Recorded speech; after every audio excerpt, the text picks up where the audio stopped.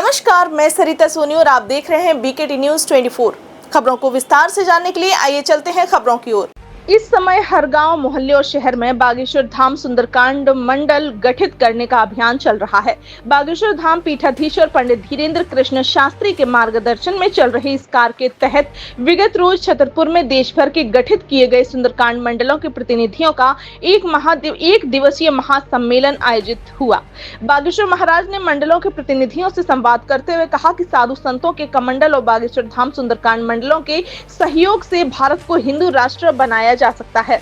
उन्होंने कहा कि महान संतों और महापुरुषों ने जो परंपराएं चलाई वे आज भी चल रही हैं, भले ही वे महापुरुष अब इस दुनिया में नहीं हैं।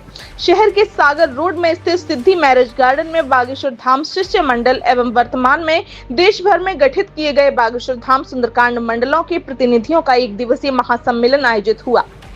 परंपरागत रूप से शुरू हुए इस महासम्मेलन में महाराज श्री ने हनुमान चालीसा का पाठ कराकर सबकी वाणी पवित्र कराई।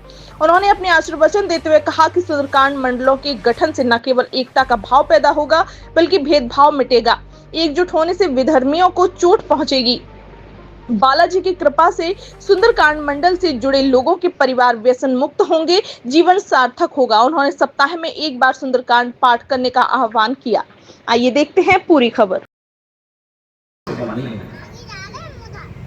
जमीन पर उतर करके काम करना। इसलिए तुम्हें भी हम एक बात बता दें, फोटोबाजी से मंडल नहीं बनेगा, सिर्फ बैठकों से मंडल नहीं बनेगा। एक एक घर पे जाकर हम कहते 100 नहीं 10 तैयार करना। 100 लंगड़े घोड़े पालने से बेहतर है एक बढ़िया घोड़ा।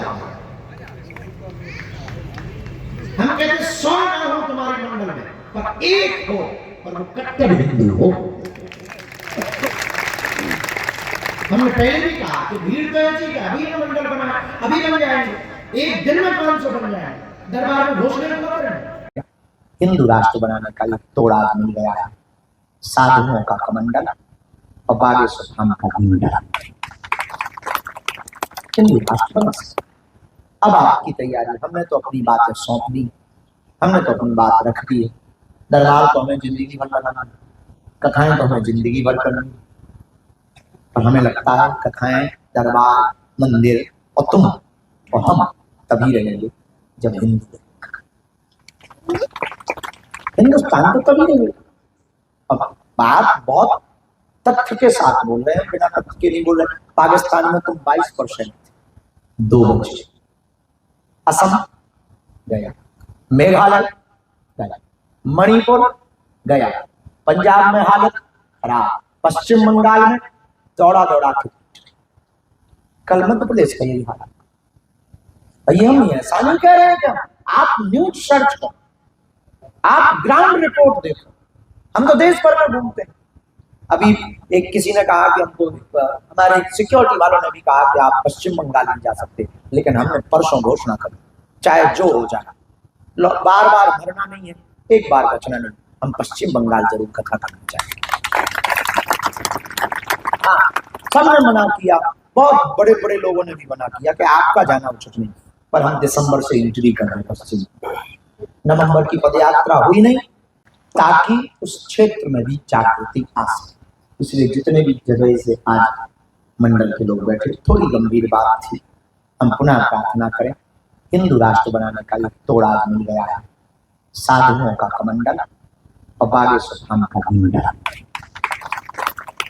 हिंदू राष्ट्र बना। अब आपकी तैयारी, हमने तो अपनी बातें सौंप दी, हमने तो अपनी बात रख दी। दरबार तो हमें जिंदगी भर बनाना, कथाएं तो हमें जिंदगी भर करनी, पर हमें लगता है कथाएं, दरबार, मंदिर और तुम और हम तभी रहेंगे जब हिंदुस्तान तो तभी रहेगा।